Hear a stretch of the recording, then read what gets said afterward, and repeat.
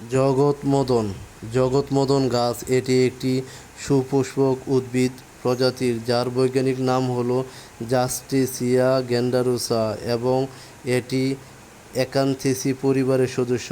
এটি বহু বর্ষজীবী গুল্ম জাতীয় উদ্ভিদ। জগৎমদন গাছ 1 থেকে 2 মিটার পর্যন্ত লম্বা হতে পারে। জগৎমদন গাছের পাতাগুলি উপবৃত্তাকার বা বর্ষা ফলার মতো আকারের হয় যা ইউলো গাছের পাতার মতো দেখতে লাগে। জগৎমদন গাছে বেগুনি বা সাদা রঙের নলাকার ফুল ফোটে এবং ছোট ক্যাপসুল আকৃতির ফল ধরে যার ভেতরে অনেক বীজ থাকে।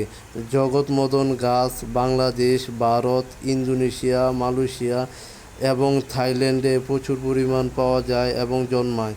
জগৎমদন গাছ এটি একটি ঔষধি গাছ এবং এর পাতা, শিকড় ও ফুল বিভিন্ন রোগের চিকিৎসায় ব্যবহৃত হয়।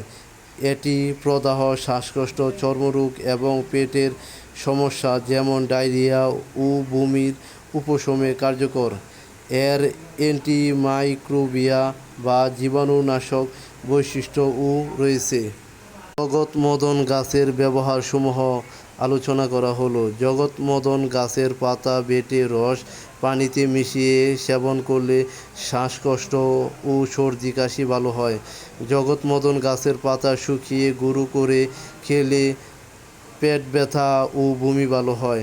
শিকড় বেটে গুঁড়ো করে খেলে ডায়রিয়া কমে। জগৎমদন গাছের পাতা ও ফুল বেটে শরীরে লাগালে গা পচরা সেরে যায় এবং পাতা বাটা লাগালে বাতজ্বর ও হাড়ের ব্যথা কমে।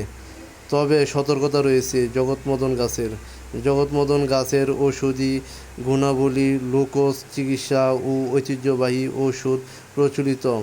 কোনো রোগের চিকিৎসায় এই জগৎমদন গাছ ব্যবহারের আগে অবশ্যই একজন বিশেষজ্ঞ ডাক্তার বা কবিরাজের পরামর্শ নেওয়া উচিত, কারণ এর ব্যবহার কারো জন্য উপযুক্ত নাও হতে পারে।